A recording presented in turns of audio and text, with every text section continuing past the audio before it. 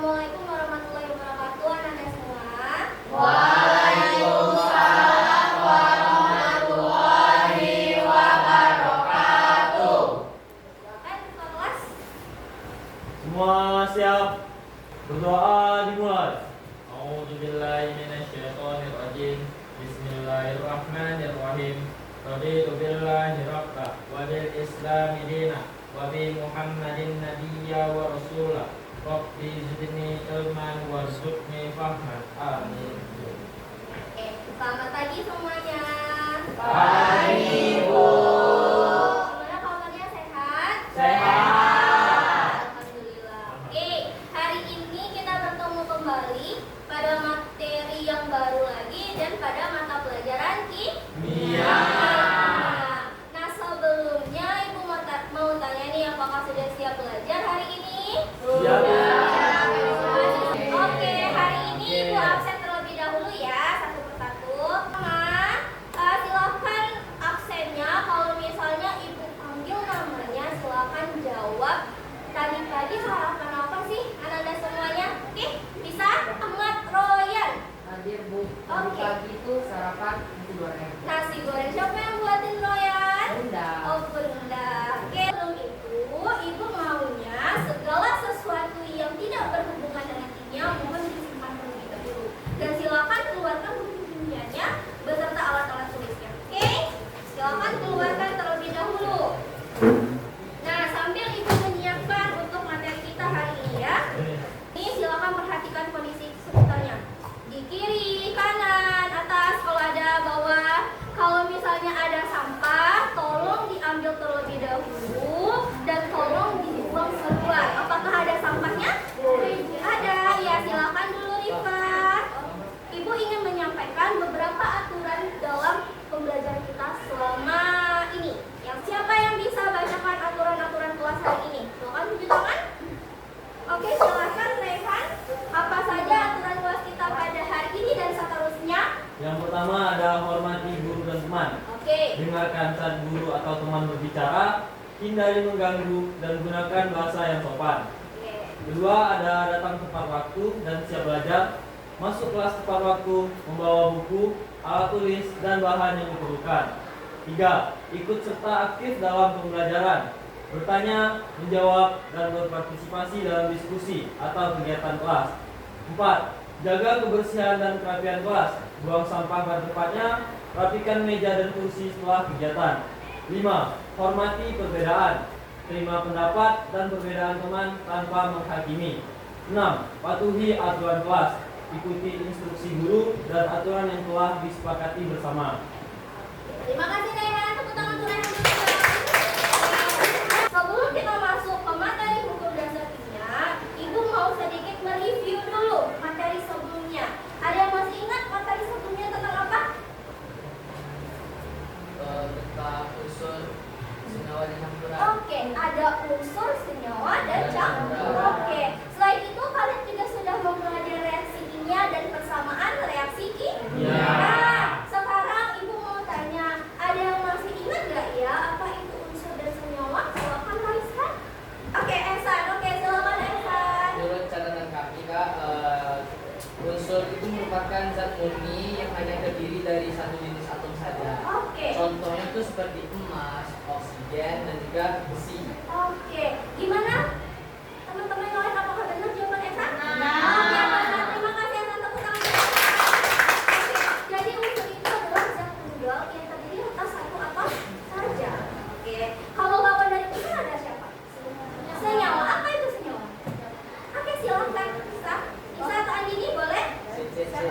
Bisa. Oh, jadi semangat ya anak-anak Ibu semua ya. Boleh Anissa, boleh Andini. Siapa duluan? Bisa. Bisa.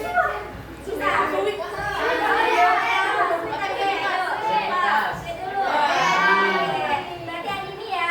Silakan Andini. Jadi senyawa itu adalah gabungan dari unsur, Pak. Oh, berarti kan unsur itu adalah suatu zat tunggal kan dari ini. Sedangkan kalau senyawa itu adalah gabungan dari unsur. Oke, benar sekali. Tepuk tangan untuk Andini. Nah, berarti semua anak Ibu sudah tahu kan apa perbedaan unsur dan ada senyawa. Kalau seandainya Ibu buat di sini ada H2, terus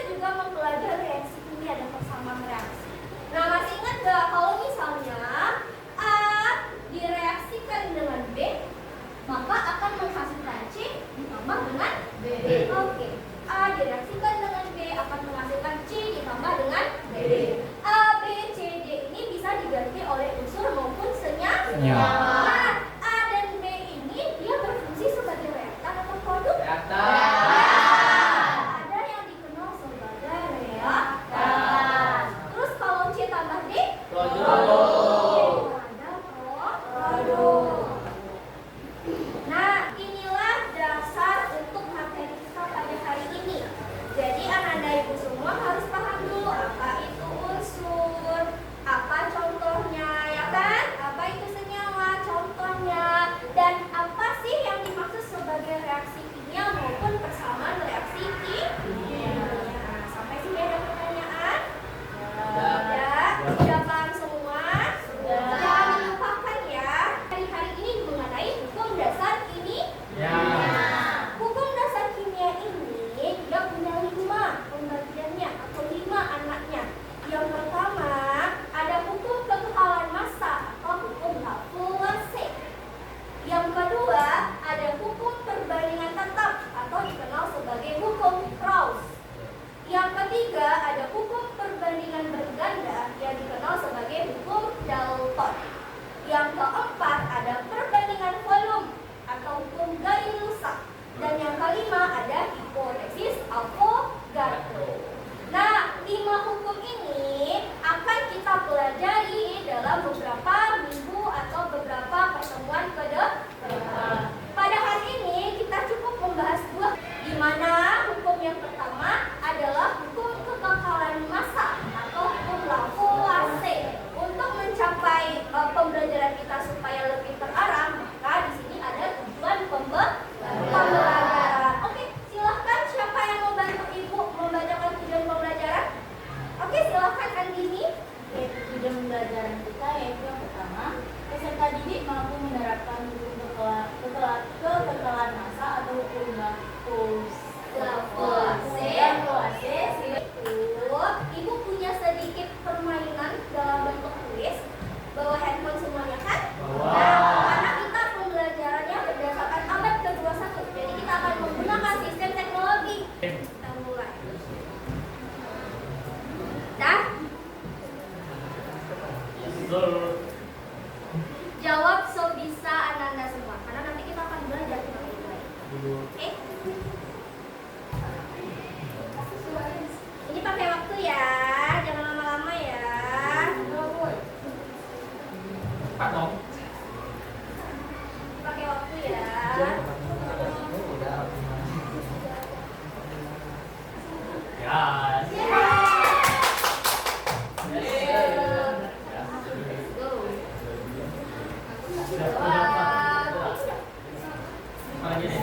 Jadi klasemen pertama dipimpin oleh siapa? Mau ini oleh 42, 65, 83. Tidak bertuan namanya. Siapa itu yang aku siapa? Rashid. Rashid dulu. Klasemen kedua ada Najwa Azalea dan yang ketiga ada Rifa. Oke, selamat untuk Ananda semua. Yang lain tidak apa-apa, wajar karena kita belum belajar. Nah, oleh karena itu hari ini kita akan membahas tentang hukum dasar kimia. Kita mulai, Ibu akan sedikit memberikan gambaran apa sih manfaat kalau misalnya kalian mempelajari hukum dasar kimia ini. Nah, tadi kan kita sudah melakukan sedikit review ya, atau apersepsi. Nah, bagaimana kaitannya materi sebelumnya dengan materi kita pada hari ini. Nah, sebelumnya hukum dasar kimia ini sebenarnya sudah sering kalian lihat tanpa kalian sadari. Kalian di sini sudah pernah membakar sesuatu hal belum? Pernah ya? Pernah bakar sampah? Bakar lilin? Kalian pernah pergi ke pantai? Ke danau? Sungai? Ini sungai ya. Kira-kira itu sama-sama air atau tiba-tiba ada Coca-Cola di situ? Sama air ya. Oke, jadi tanpa kalian sadari di dalam kehidupan kita sehari-hari itu sudah ada secara tidak langsung penerapan hukum dasar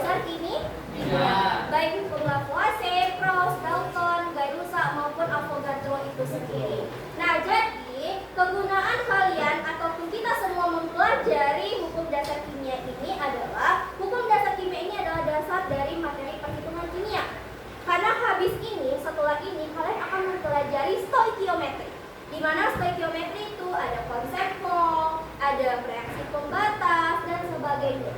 Jadi hukum dasar kimia ini adalah dasar ataupun fondasi. Kalau misalnya Anda semua tidak memahami materi ini, maka materi stoikiometri ataupun materi lainnya juga tidak dapat dipahami. Satu lagi, kita akan melakukan pembuktian benar nggak sih A tambah B menjadi C tambah D. Oke, nah sekarang yang pertama kita akan masuk ke dalam materi hukum kekekalan massa. Nah, selama proses pembelajaran ini kita akan menggunakan model pembelajaran inquiry terstruktur. Jadi nanti Ibu akan menggiring Ananda semua sehingga menemukan konsep apa sih itu hukum kekekalan massa. Sebelumnya kita akan menggunakan sistem kelompok. Kelompoknya nanti sudah Ibu bagi ya kemarin ya? Nah, sudah. Kelompoknya dulu menuju kelompok masing-masing. Kelompok 1, di belakangnya kelompok 2, di ujung kanan kelompok 3 dan ujung kiri kelompok 4. Oke, silakan bergerak terlebih dahulu. Kelompok 3, kelompok 2, kelompok 1, lanjut kelompok berapa? Kelompok 4 dan kelompok 2. Oke, nah sekarang kita tonton dulu nih video Ibu dan baik-baik. Kira dari video ini apa sih yang dibahas di video itu? Silakan tunjukkan. Oke. Yang dibahas dalam video itu adalah kayu yang dibakar. Kayu yang dibakar. Benar nggak kayu yang dibakar? Ya. Bukan rumahnya dibakar kan? Bukan. Kayu yang dibakar. Nah, kalau misalnya kayu yang dibakar itu kira-kira zat apa sih yang bisa terbentuk dari sebuah kebakaran kayu itu? Ada yang tahu? Oke, silakan Ehsan. Yang lain disimak ya. Pada saat pembakaran itu tentunya ada zat baru yang baru terbentuk. Ya. Pertama itu ada karbon dioksida, ada H2O, terus ada juga karbon monoksida dan juga ada asap serta abu. Oke, ada asap, abu, karbon dioksida, ada apa lagi Ehsan? Karbon dioksida, karbon monoksida dan H2O. Oke, kira-kira benar nggak jawaban Ehsan? Benar ya. Nah, benar sekali Ananda semua. Jadi ketika proses pembakaran kayu berarti ada kayu yang dibakar. Kalau dibakar pakai api atau air? Api. Ketika kayu dibakar, kalian pernah memperhatikan nggak sih ya? Kira-kira sebelum dibakar, kira-kira massa kayu itu berapa sih? Kalau seandainya, apakah bisa 1 kilo masanya? Bisa ya, 1 kilogram misalnya kayu, kalau kayu kita bakar menggunakan api. Nanti setelah dibakar dia akan menjadi apa? Oke, abu atau arang ya secara faktualnya, secara kasat matanya. Namun seperti yang Ehsan bilang tadi, ada juga gas-gas lainnya ya. Seperti apa? Karbon dioksida, karbon monoksida. Apa lagi Ehsan? Uap air dan beberapa lainnya. Nah, kalau misalnya 1 kilogram nih kayu kita bakar, apakah kira-kira menghasilkan asap dan abu 1 kilogram juga? Tidak. Kira-kira masanya lebih bertambah atau berkurang? Berkurang. Kira-kira itu kenapa Nanda? Kenapa tiba-tiba masanya besar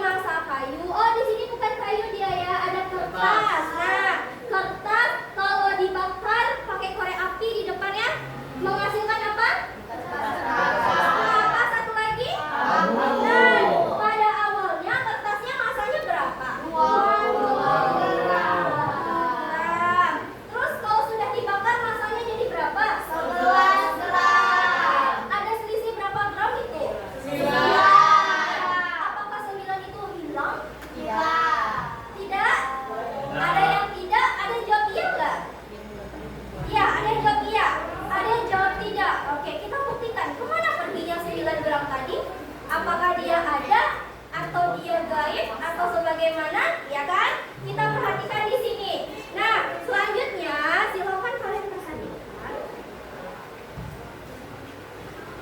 Nah, ada persamaan reaksi kimia. CH4 ini namanya metana.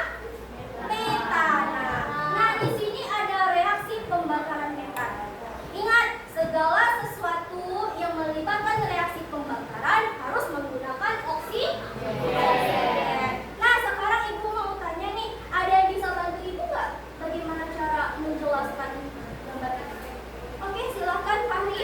Di sana terjadi pembakaran CH4 atau kita kenal dengan metana. Di sana reaksikan satu molekul CH4 dan direaksikan dengan kedua molekul partikel O2. Menghasilkan? Nah, ditambah menjadi dua molekul O2. Menghasilkan apa? CO2, Oke. 2H2O. Oke, benar ya. Jadi di dalam pembakaran metana ini, yang pertama ada direaksikan berapa molekul. Lihat gambarnya, representasi kimianya. Ini merupakan molekul. Apa itu molekul? Gabungan. Oh, gabungan dari atom yang berdekatan secara kovalen. Jadi ini molekul ya, bukan atom. Atom itu dia tunggal satu. Kalau molekul gabungan dari beberapa atom yang terikat secara kovalen. Nah, di sini ada molekul apa tadi? CH. Berapa molekulnya? Ada 4. Satu. Lihat, yang di tengah-tengah C atau H? Yang di tengah-tengah C. Berarti C itu yang hitam ini ya? Ya. Oke, C ini adalah atom C yang hitam. Yang putih ada atom apa? Berapa banyak atom H? 4 atom H-nya, sehingga membentuk satu buah molekul CH. Oke, direaksikan dengan apa? Oksigen. Berapa molekul? Ada 2. Ingat, oksigen itu dia merupakan molekul diatomik. Jadi dia tidak bisa sendiri, dia harus berdua. Jadi tidak ada O saja, adanya adalah O2. Jadi ini adalah molekul oksigen. Ada berapa banyak? Ada 2. Berapa banyak atom oksigennya? 4. Ya kan? 2 dikali 2. Lanjut, di sebelah ada berapa nih? Ada berapa molekul nih? Satu. Ada 1 molekul apa? CO2. CO2 atau karbon dioksida. Atom C ditunjukkan warna apa? Oke, atom O ditunjukkan warna apa? Bisa ya? Lanjut, menghasilkan apa lagi? Satu lagi. Air atau H2O. Air. Ada berapa molekul? Molekulnya ada 2. Molekulnya ada 2. Si oksigen ditunjukkan warna apa? Oksigen? Oksigen Oh, ada oksigen merah. Hidrogennya putih. Lihat gambarnya ya. Nah, jadi di sini adalah reaksi pembakaran metana. Ibu meminta kepada kalian untuk mengisi bagian hipotesisnya dulu tentang permasalahan tadi. Kira-kira apa sih jawabannya dari hasil observasi kita bersama tadi? Semuanya ikutin Ibu di depan. Kita klik PHET. Nah, jadi di sini kita akan melihat dari segi sandwich dan segi molekul. Kita lakukan pertama yang sandwich terlebih dahulu. Klik sandwich. Ketemu ya sandwich ya? Langsung masuk pertanyaan pertama. Pertanyaan pertama apa? Yang di LKPD? Yang di LKPD apa? Pertanyaannya, di koleksi dan organisasi data. Berapa? Untuk membentuk berapa? Untuk membentuk satu sandwich kira-kira butuh berapa lembar roti dan berapa lembar keju? Kita tekan sama-sama. Ini ada roti, klik ini berapa? 1. Sandwichnya, kejunya 1. Nah, jadi apa dia? Jadi nggak dia? Oh, nggak jadi. Jadi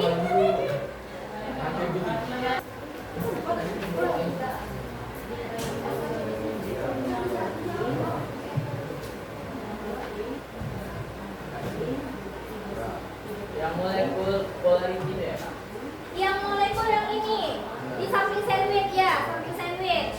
Ada make water dengan make amonia. Oh, siapakah yang beruntung hari ini? Dua. Tiga. Oke, silakan maju ke bawah. Ngeri.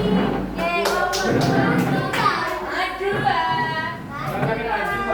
Berapa maju mana tahu nanti. Warahmatullahi wabarakatuh. Yang keenam, apakah jumlah total atom sebelum reaksi sama dengan jumlah total atom setelah reaksi? Mengapa? Jawabannya itu jumlah total atom sebelum reaksi dan setelah reaksi sama. Karena atom tidak dapat diciptakan atau dimusnahkan, hanya berubah susunannya saja seperti yang. Oke, tepuk tangan dulu untuk kelas. Apakah ada atom yang hilang di dalam sebuah persamaan reaksi kimia? Misalnya, kita mau membuat berapa molekul air di depan? Airnya ada berapa molekul, Bu?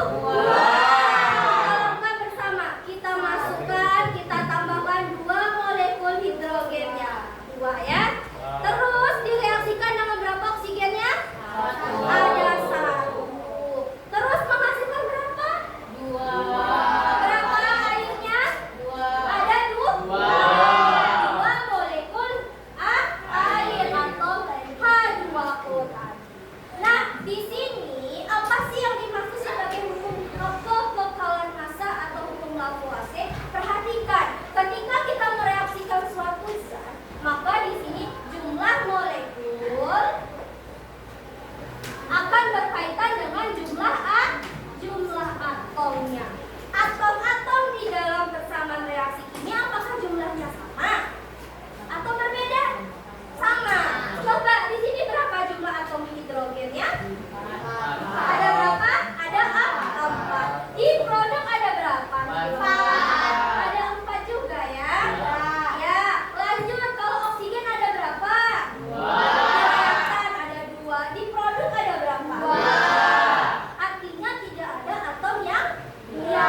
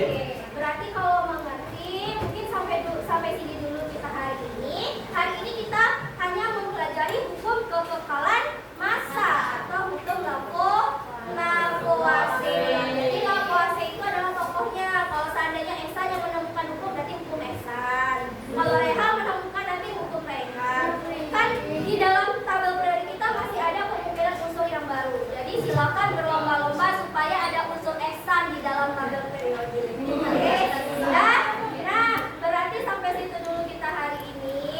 Kurang lebihnya Ibu minta maaf. Ibu kembalikan ke ketua kelas. Silakan siap dan selesaikan kelasnya dengan baik. Oke, lanjut ketua kelas, siapkan dulu. Semua siap.